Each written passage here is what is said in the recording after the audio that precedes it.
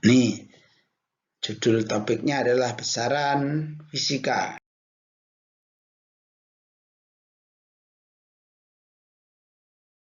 Besaran dan satuan. Kalau ngomong besaran, nah ini pasti kaitannya dengan satuan. Dan nanti juga kaitannya dengan dimensinya.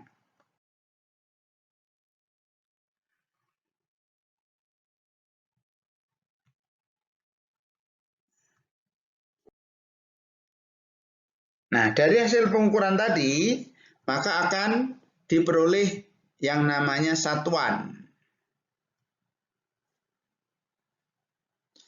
Dari pembandingnya. Jadi pembanding dari proses pengukuran itu akan menjadi parameter besar kecilnya hasil pengukuran.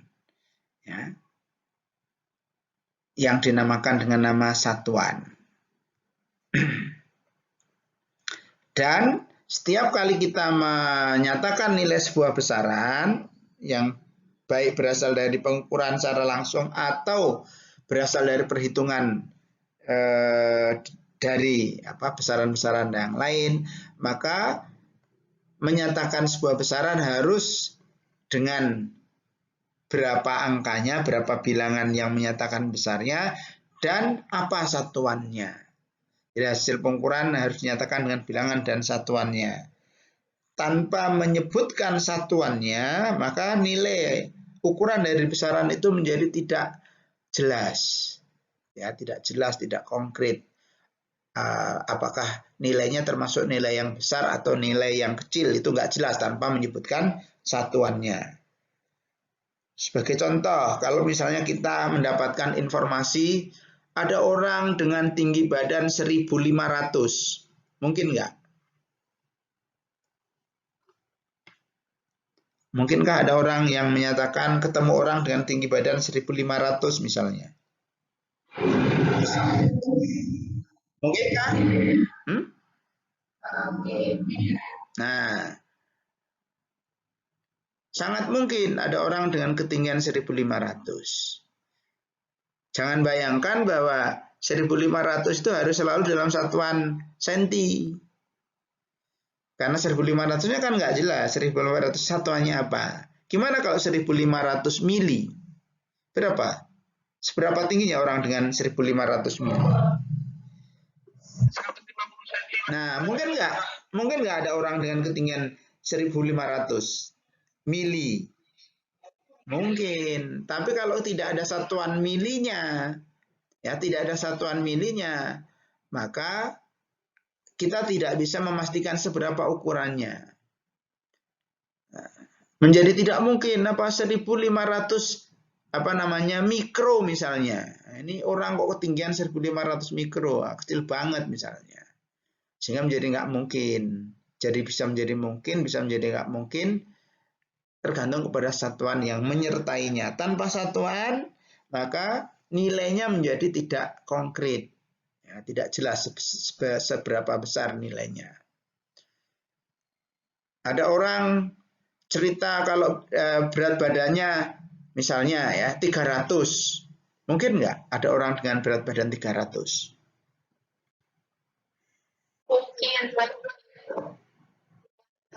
Nah, sangat mungkin ya, tergantung satuannya. Kalau 300 kg, orang 300 kg ada? Kira-kira? Nah, sangat-sangat gemuk itu ya kalau 300 kg.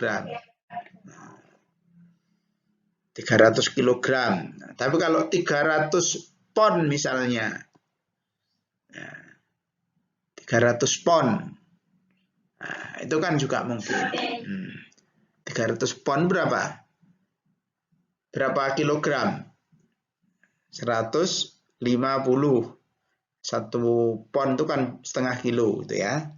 Sehingga mungkin juga 300 ons misalnya.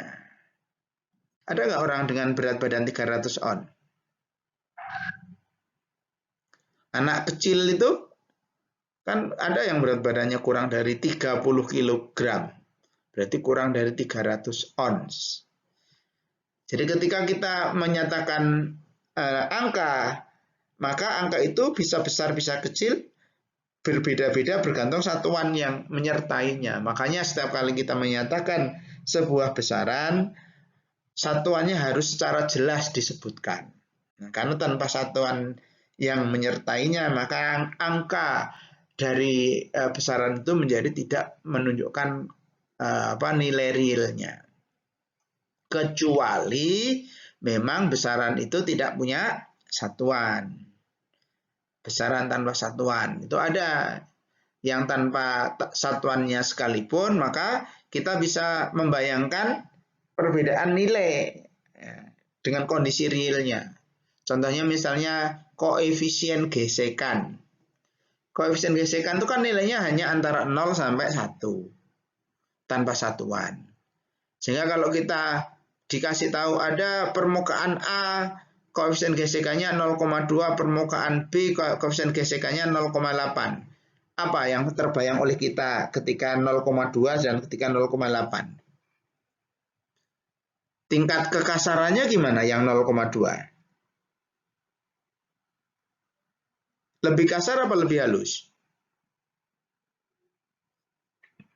Tingkat kekasaran dengan nilai 0,2 itu mendekati 0. Kalau 0 itu licin sempurna. Maka kalau mendekati 0 berarti permukaannya lebih halus. Mendekati 1 berarti permukaannya semakin kasar. Ya, jadi menyebut angka saja 0,1, 0,2, 0,7, 0,8 sudah terbayangkan, sekalipun satuannya tidak disebutkan. Nah, itu besaran-besaran yang tidak punya satuan, maka angkanya saja itu sudah menunjukkan kondisi konkretnya. Nah, satuan-satuan yang digunakan nanti tentunya harus satuan-satuan yang standar, yang dipakai di Indonesia sama dengan dipakai di negara-negara di luar Indonesia. Jangan sampai kita menggunakan satuan yang orang lain tidak mengakui ya, nilai dari satuan itu. Nah, dalam hal ini kenal adanya 4 sistem satuan yang berasal dari sistem metrik dari Prancis dan sistem British yang masing-masing ada dua bagian atau 2 macam. Sistem metrik ada 2 macam, MKS EGS, sistem British ada 2 macam, absolute sama engineering. Dasar, ya besaran dasar, maaf ini balik lagi.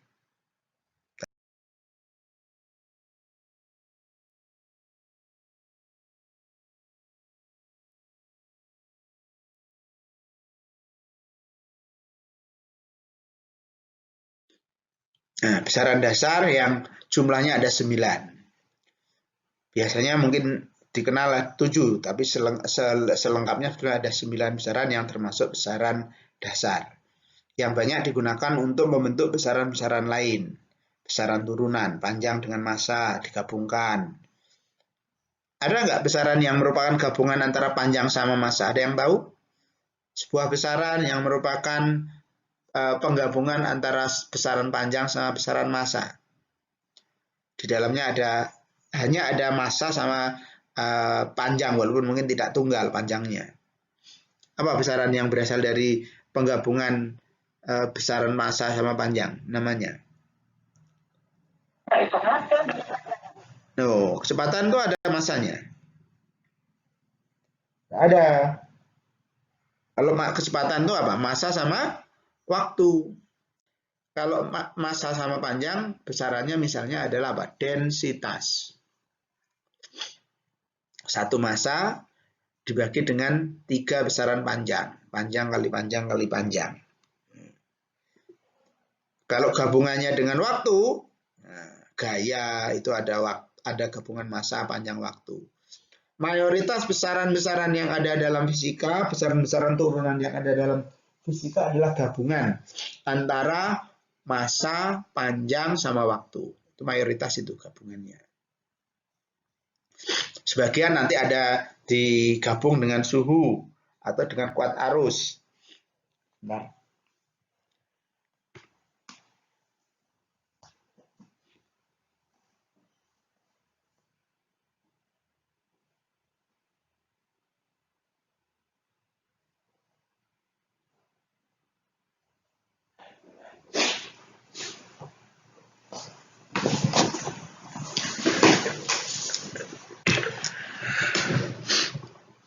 Nah, ini beberapa besaran dasar. Yang harus diperhatikan yang mungkin berbeda dengan yang pernah dipelajari adalah dimensinya. Kalau panjang dan massa sama, seperti yang pernah dipelajari di ATK 1 dulu. Tapi kalau T besar, ini kalau di ATK 1 menyatakan temperatur. Kalau dalam fisika T besar menyatakan waktu. Sedangkan temperatur atau suhu digunakan lambang theta untuk menyatakan lambang dimensinya. Sehingga kalau misalnya besaran yang ada T-nya itu misalnya kecepatan. Kecepatan itu berarti lambang dimensinya adalah L dibagi T. T-nya T besar, LT-1. Nah, itu kecepatan. T-nya di sini mewakili waktu.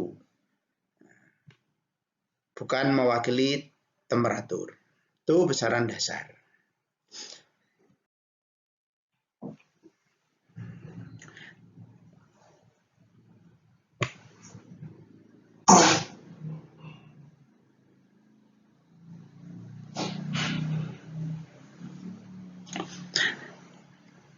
Nah, dari besaran-besaran tadi ada yang punya satuan standar. Nah, ini sebagai tambahan pengetahuan saja.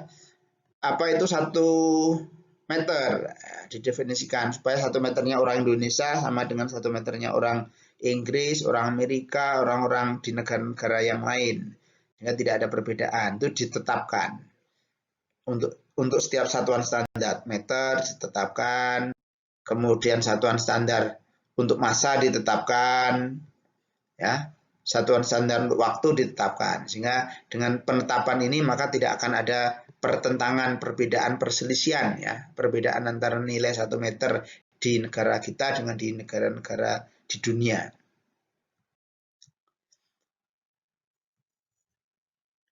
Oh, ini masih terulang. Yang juga standar adalah ampere. 1 ampere itu arus yang seberapa banyak, itu ada ketetapannya. Kemudian suhu juga demikian, termasuk intensitas cahaya. Sampai dengan satuan standar yang lain, ya, mol, radian, dan steradian. Semuanya ditetapkan. Agar ketika sebuah negara ingin membuat alat ukur dengan satuan, ya, 1 mol. Nah, misalnya kita membuat alat ukur yang ukurannya setiap kali mengukur bisa 1 mol, maka harus distandarkan dengan standar ini. Itulah konversi satuan yang ditetapkan, ya, yang nilainya nanti akan kita pakai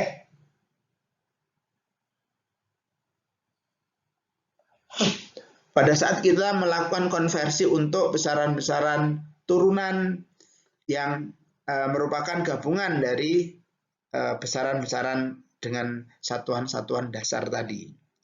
Nah, bagaimana kita menyatakan satuan atau konversi satuan untuk besaran-besaran yang lain? Nah, hubungan antar besaran dengan satuan yang berasal dari satuan dasar ini, dari yang mendasar ini, nanti digunakanlah hukum Newton 2, hubungan antar besarannya. Jadi hubungan antara gaya, energi, atau dengan yang lain ini menggunakan pendekatan hukum Newton 2. F sama dengan M kali A. Sehingga dengan hukum Newton, oh, nanti dikirim setelah selesai. Ya, nanti setelah selesai akan saya kirimkan PPT-nya. Ya. Termasuk suaranya ini terekam nanti di PPT-nya. Sehingga kalau misalnya ada penjelasan-penjelasan yang ada nanti ada di PPT-nya. Ya, jadi soalnya nggak usah ditulis, nggak apa-apa, nanti PPT-nya bisa dibuka, ya. Oke, kalau nggak ada yang ditanya terkait dengan materi yang tadi sudah disampaikan, saya sambung ke penjelasan tentang vektor. Nah, biar segera selesai, ya, supaya tidak lama-lama. Kalau lama-lama nanti menghabiskan kuota yang lebih banyak. Di antara besaran-besaran yang ada dalam fisika, selain ada yang hanya punya besar saja, ada juga yang selain punya besar punya arah. Sehingga kalau besaran itu punya arah, maka dalam hal penjumlahan, dalam hal perkaliannya tidak sekedar menjumlah besar, tidak sekedar menjumlah besarnya saja. Makanya kalau ada penjumlahan 1 ditambah 1 berapa? Berapa 1 tambah 1? Nah, tidak selalu 2. Ya, 1 tambah 1 tidak selalu 2. 1 ditambah 1 bisa 0. Nah, kenapa bisa 0? Karena arah dari yang kita jumlahkan itu menentukan. Satu yang dijumlah itu misalnya 1 Newton. 1 Newton ditambah 1 Newton. Nah, ini bisa 0, bisa 1, bisa 2, bisa setengah, bisa berapapun. Bergantung kepada arahnya. Sehingga kalau besaran itu merupakan besaran vektor, maka parameter yang harus diperhatikan adalah besarnya berapa, arahnya kemana. Nah, ini contoh beberapa besaran yang dalam dalam kenyataannya dia punya arah. Perpindahan, kecepatan, gaya, impuls, momen gaya, torsi. Nah, contoh-contoh besaran yang punya arah. Yang untuk menggambarkan sebuah besaran vektor, maka digambarkanlah menjadi sebuah anak panah yang kalau gambar vektor itu punya 2 nama di ujung-ujungnya seperti ini, maka penyebutannya hanya boleh disebut sebagai vektor AB. Tidak sama dengan vektor BA. Kalau ujungnya di B berarti B disebut belakangan, AB. Kalau disebut BA berarti ujung panahnya ada di sisi A. AB tidak sama dengan BA. Nah, dalam persamaan matematisnya antara AB dengan BA itu berlawanan arah, maka sering ditulis AB sama dengan min BA. Tanda min menunjukkan bahwa keduanya saling berlawanan arah.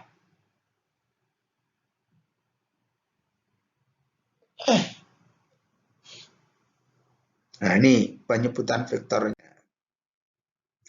Dan sebagai sebuah besaran pada umumnya bisa dijumlahkan, bisa dikurangkan, dan bisa dikalikan.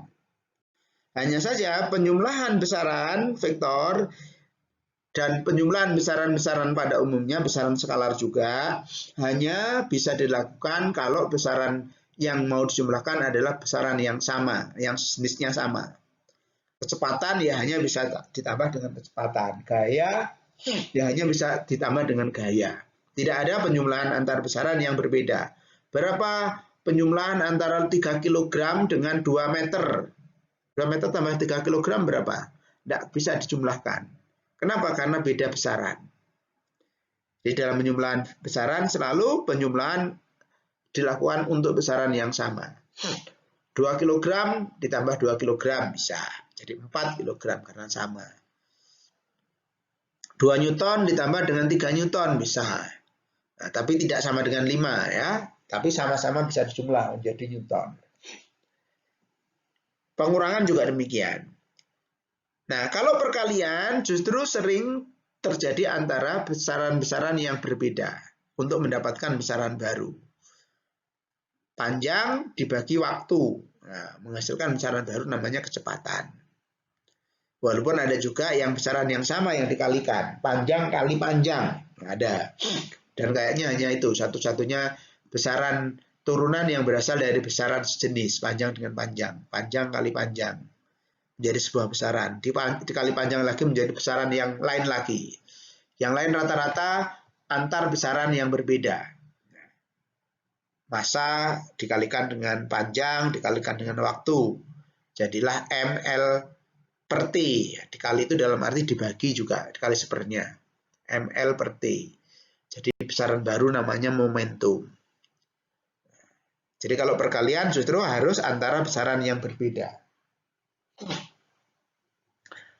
Untuk hari ini kita akan hanya membahas penjumlahan saja. Nanti untuk pengurangan dan perkaliannya di minggu depan, pertemuan kedua. Untuk menjumlahkan dua buah vektor bisa dipilih mau menggunakan cara jajaran ginjang atau cara urean. Ini punya kelemahan dan punya kelebihan dan punya kekurangan masing-masing. Untuk penjumlahan dengan menggunakan cara jajaran ginjang ini simple. Perhitungannya, mencari besar dan arahnya gampang, simple. Tapi kekurangannya hanya untuk menjumlah dua vektor saja. Simpelnya itu kalau yang dijumlah cuma dua vektor. A sama B saja dijumlah, maka gampang mendapatkan besar dan arahnya. Kalau sudah banyak, misalnya A, B, tambah C, tambah D, tambah E, 5 buah vektor mau dijumlahkan, maka penggunaan cara vektor secara jaran genjang menjadi tidak simpel lagi, karena harus menjumlahkan berulang-ulang. A dengan B dicari besarnya dan arahnya, dijumlahkan lagi hasilnya dengan dengan C, hasilnya dengan D dan E, maka menjadi lama. Itu kalau menggunakan jaran genjang. Akan lebih simpel nanti kalau menggunakan urean, kalau jumlah vektornya banyak. Cuma memang agak lebih panjang dalam hal prosesnya. Nah, bagaimana penyumlahan? Nah, jadi yang namanya penyumlahan vektor sekarang bisa dilihat. Bisa, Pak. Nah, nih. Oh, berarti termasuk satuan-satuan tadi juga nggak ngelihat ya? Iya, Pak. Aduh, wah semangat. Ternyata nggak dilihat. Banyak kalian berarti cuma melihat saya tok tadi berarti. Saya ngomong tok gitu, nggak melihat apapun. Yaudah ini tentang penyumlahan vektor, ya harus disatukan titik pangkalnya untuk diketahui sudut antara kedua vektor itu. Nah, vektor resultannya adalah vektor yang digambarkan mulai dari titik temu itu ke ujung yang lain dalam bentuk R. Yang untuk mencari besarnya bisa menggunakan rumus cos. Untuk mencari arahnya, tentukan arah vektor yang mau dicari terhadap vektor mana. Terhadap B misalnya alfa, terhadap A misalnya beta. Maka dapat dirumuskan menjadi, kalau vektor yang mau dijumlahkan banyak, maka gunakanlah cara yang kedua, ya, cara urean. Nah, sebelum sampai ke cara urean, nah ini ada soal yang nanti juga harus dikerjakan, dikumpulkan. Soal kedua dari PPT ini. Ya.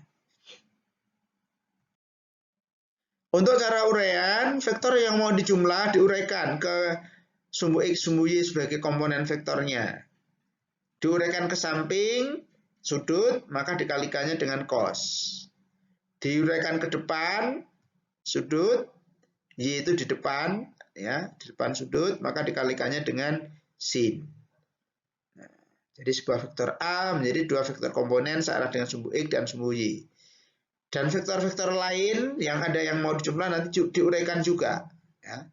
Vektor B misalnya menjadi Bx di samping sudut alfa 2 kali cos alfa 2, di depan sudut alfa 2 dikalikan sin alfa 2. Tapi ingat bahwa tidak selalu diuraikan ke sumbu X dikali dengan cos.